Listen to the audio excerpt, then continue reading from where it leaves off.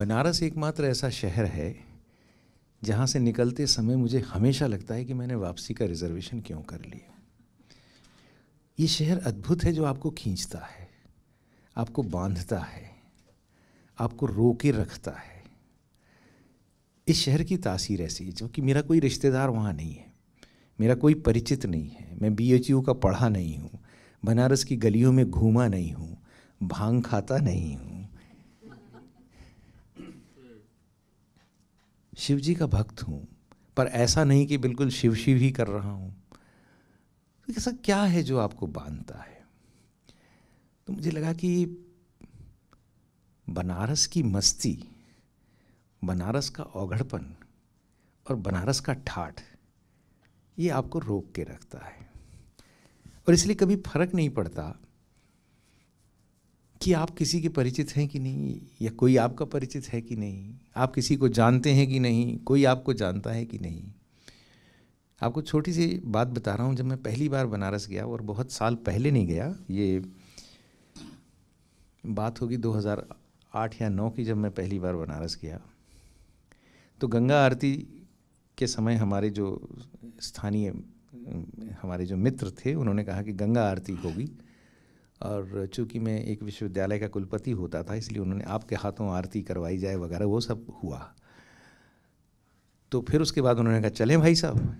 मैंने कहा थोड़ी देर बैठ लेते हैं, थोड़ी देर बैठ लेते हैं। उसके बाद फिर कहा चलें भाई साहब। मैंने कहा थोड़ी देर बैठ लेते हैं। उसके बाद उन्होंने मुझसे पूछना बंद कर दिया, चलें भाई साहब। तो गंगा आरती होती थी 7 बजे करीब। थोड़ी देर बाद जब मेरी तंद्रा भंग हुई, तो मुझे लगा मैं कहाँ हूँ, आसपास जो थे वो कोई दिख नहीं रहे हैं। तो पता पड़ा पीछे बैठे। तो मैंने पूछा उनसे कि कितने बज गए, कि घड़ी में पहनता नहीं, तो कितने बज गए? भाई साहब 9:30 हो रहा है, 2.5 घंटे आप बैठे हैं, पता ही नहीं लग रहा, और कुछ नहीं कर रहे हैं, सिर्फ गंगा जी को निहार रहे हैं। कुछ दीप लोग छोड़ रहे हैं, उसको देख रहे हैं। कुछ लोग आस्था में बैठे हैं, उसको देख रहे हैं। कोई अपने में मलंग है, उसको देख रहे हैं। आपका किसी से कोई संवाद नहीं है, लेकिन उसकी आवश्यकता भी नहीं। एक और उदाहरण बताता हूँ आपको। वो तो शायद IGNC जाने के बाद हुआ। 80 घाट पे हम लोग सुबह बनारस देखा, और उसके बाद चाय पीते पीते एक व्यक्ति के दर्शन हो गए। वो व्यक्ति ऐसा औघड़ था, और लग रहा था कि पता नहीं, मतलब भिक्षा मांगने के लिए जो। तो मेरे मन में अचानक ख्याल आया कि सुबह सुबह भी लोग भीख मांगते हैं। तो मैंने देखा वो भीख नहीं मांग रहे थे, बैठे थे। मैंने कहा आप चाय पिएंगे? उन्होंने कहा पिला दीजिए। और ऐसी बेफिक्री से कहा कि पिला दीजिए, कि मान लो नहीं पिलाते तो अपनी मतलब बला से, मुझे क्या मतलब है। तो मैंने उनसे चाय पिला दी, उनके साथ बैठ गया। ऐसे ही पूछा, मैंने कहा आप कब से बनारस में हैं? तो उसने मेरी तरफ ऐसे देखा जैसे कि मैंने बड़ा विचित्र सा प्रश्न पूछ लिया कि आप कब से बनारस में हैं। तो उसने उसका कोई जवाब नहीं दिया। तो आदमी को लगता है कि मैं अपने बारे में बताऊं कि मैं फलां संस्था में हूँ, ये है वो है, ऐसा वैसा। तो उसने कहा कि हाँ अच्छा, संस्कृत वगैरह पढ़े हैं? मैंने कहा बस वही एक काम नहीं किया। तो उसने कहा कि मैं संस्कृत में PhD हूँ, शास्त्र वगैरह पढ़ा हूँ, लेकिन अब सबसे ऊब गया हूँ। फिर उसने बताया कि मैंने फारसी में भी किताबें पढ़ ली, उर्दू में भी किताबें पढ़ ली, लेकिन मैं उससे भी ऊब गया हूँ। मुझे समझ में नहीं आ रहा मैं क्या करूँ, इसलिए यहाँ बैठा हूँ। तो आपको किस गली में कहाँ कौन सा PhD मिल जाए जो आपके गर्भ को ज़मीन में मिला दे, मिट्टी में मिला दे, इसका कोई भरोसा नहीं। ये बनारस की रिवायत है। और बनारस की मस्ती की बात बताऊं तो आपको बहुत मज़ा आएगा। मतलब वो तो मज़ा सुनने ही लायक है। तंग गलियां हैं। हम इनोवा कार में एक गली में घुसे, तो ड्राइवर से मैंने पूछा कि यार ये गली बड़ी तंग लग रही है, आगे तक पहुंच जाएंगे? तो ड्राइवर ने उससे कहा कि एक लड़का हलवाई की दुकान पे बैठा था, तो ड्राइवर ने उससे पूछा ये गाड़ी यहाँ से निकल जाएगी? तो उसने कहा हाँ। तो इसने गाड़ी ले गया। जाते जाते वो गली जो है वो तंग होती चली गई। वो इतनी तंग हो गई कि इनोवा का मुंह उसमें घुस गया। ड्राइवर बोला साहब इसके बाद तो जा ही नहीं सकती। मैंने कहा फिर वापस लो। तो अब तंग गली में आप सोचिए पीछे से 50 गाड़ियां और पैं पैं पैं पैं पैं पैं कर रही हैं। तो कैसे तो भी मतलब मैंने कंडक्टर की भूमिका, क्लीनर की भूमिका कर, अरे भाई साहब हटिए, अरे भाई साहब हटिए, अपनी सारी साहबी छोड़ के हम कर रहे थे भाई। अंततः 15-20 मिनट की मशक्क़त के बाद हम उस हलवाई की दुकान तक पहुँचे जहाँ वो लड़का बैठा था। अच्छा, वो मुझे देख के हंस रहा है फजीयत में। मैंने कहा यार तुम अजीब हो, तुमने कहा गाड़ी निकल जाएगी, हमने गाड़ी डाल दी, अब निकल ही नहीं रही। तो बोले आपने कहा था चली जाएगी, तो मैंने कहा चली जाएगी तो बोला था, मैंने कहा वापस आएगी ये कहाँ बोला था। तो ये 10-12 साल का बनारस का बच्चा बनारसी ठाट में जब आपसे बात करता है तो वो दुनिया का सर्वश्रेष्ठ व्यक्ति होता है। तो ये जो एक बनारस का ठाट बाट है, बनारस की मस्ती है, बनारस की रवानी है, बाकी जो शास्त्र की बातें कहीं, जो सिद्धांत की बातें हैं, जो आर्कियोलॉजी की बातें हैं, जो हिस्ट्री की बातें हैं, वो सब बहुत सारी बातें हो गई। मैं आपको सिर्फ ऐसे अनुभव सुना रहा था जो एक मेरे जैसे सामान्य व्यक्ति, जिसे शास्त्र से मतलब नहीं, जिसे आर्कियोलॉजी से मतलब नहीं, जिसे हिस्ट्री से मतलब नहीं, जिसे रिश्तेदारों से मतलब नहीं, जिसे दोस्तों से मतलब नहीं, ऐसा भी सामान्य आदमी बनारस को छोड़ नहीं सकता।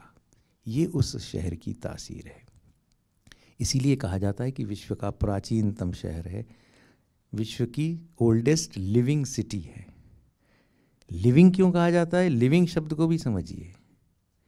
हम दिल्ली में रहते हैं, दिल्ली लिविंग शहर है कि नहीं, ये आज शाम को भी आप घर जाके अपने आप से प्रश्न पूछिए। 9 बजे बाद आपको लगता है कि ये शहर मुर्दा हो गया। कई बार सुबह भी लगने लगता है कि ये शहर मुर्दा हो गया। जिस बस्ती में मैं रहता हूँ वहाँ तो मुझे लगता है कि ये शहर मुर्दा ही है, जान ही नहीं है। कोई किसी से बात ही नहीं करता, सामने से ऐसे निकल जाता है जैसे मोम का पुतला हो। बनारस का आदमी आपको ज़रूरत नहीं हो तो भी कमेंट कर देता है, और आप बुरा माने अपनी बला से, उसको कोई फ़र्क नहीं पड़ता। बनारस में टमाटर की चाट खाने गए और कहा कि साहब टमाटर की चाट कहाँ मिलती है, तो कुछ इधर उधर बड़े होटल में ढूंढने लगे। तो एक भाई से ने कहा, भाई साहब इधर उधर हाइजीन देखते रहिएगा तो चाट नहीं खा पाइएगा। फिर हमको घुसा दिया उन्होंने जहाँ चाट प्राप्त होती थी। वहाँ बामुश्किल हम अपनी कोहनी भी नहीं फैला पा रहे थे, ऐसे ही खाना पड़ रहा था, पर उसने कहा ऐसे ही खाइए तो चाट का मज़ा है। ये काशी चाट भंडार की बात कर रहा हूँ। तो कुल मिला के ये है, खासकर बहुत सारे हमारे जो युवा साथी बैठे हैं, इसलिए मैं कहना चाहता हूँ बनारस आपको वो सब दे सकता है जो दुनिया का कोई शहर आपको नहीं दे सकता। आप कहेंगे तो मैं घंटों बनारस पे बोल सकता हूँ बिना बनारस का शास्त्र जाने। तो ये जो कविताएं हैं ये उतनी मज़ेदार नहीं हैं जितनी मज़ेदार बातें मैंने आपसे कही, क्योंकि ये कविताएं मेरे अंदर से उपजे हुए भाव हैं। और ये भाव तब उपजे जब मैंने 80 घाट से लेकर और दशाश्वमेध घाट तक नाव में शाम के समय यात्रा की।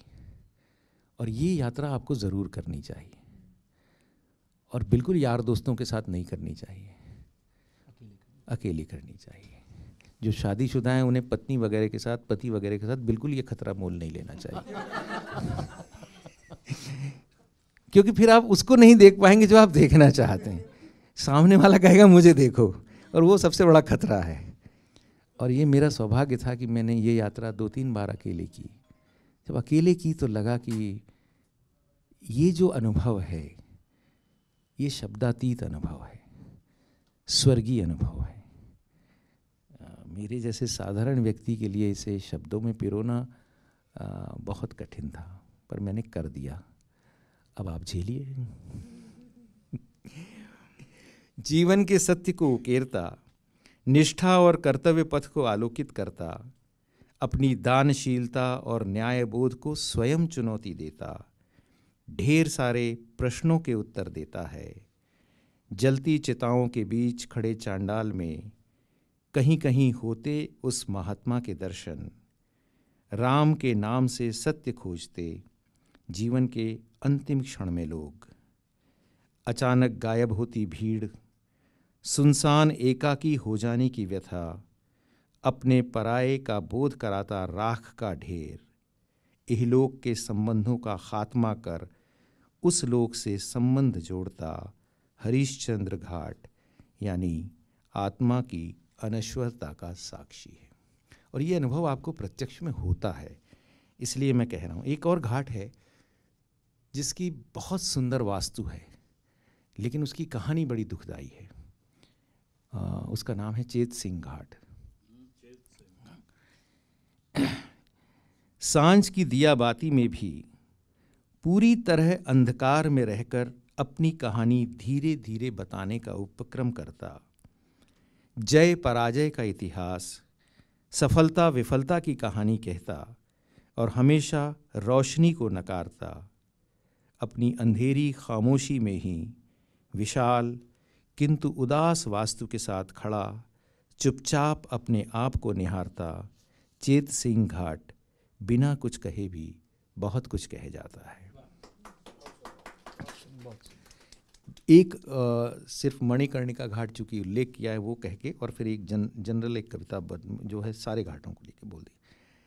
मणिकर्णिका घाट, अब देखिए दोनों घाटों पे शव जलते हैं, हरिश्चंद्र घाट और मणिकर्णिका घाट।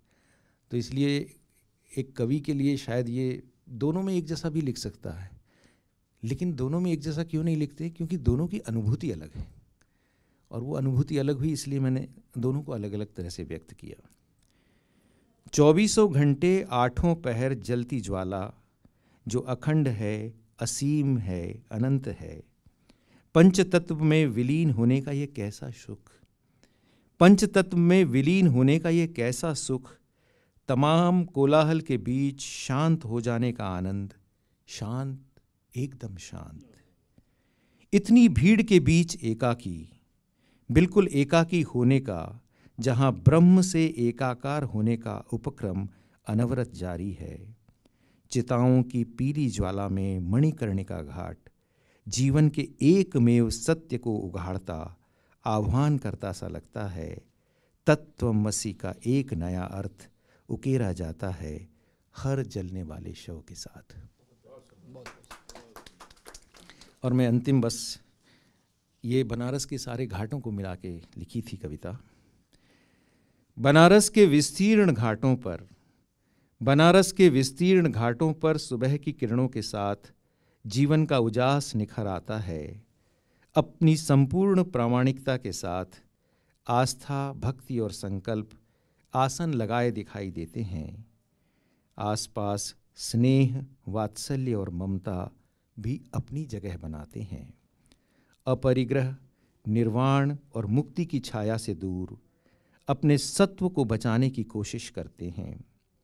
वहाँ दूर किसी घाट पर शिव की विस्तृत लीला के परे अपने प्रेम को कोई बांसुरी की तान में तलाशता है। भक्ति रस में जोगन बनी मीरा अपने कान्हा के लिए नृत्य करती नजर आती है। बनारस के घाटों पर ऐसा रोज होता है और समय वहीं थमा रह जाता है।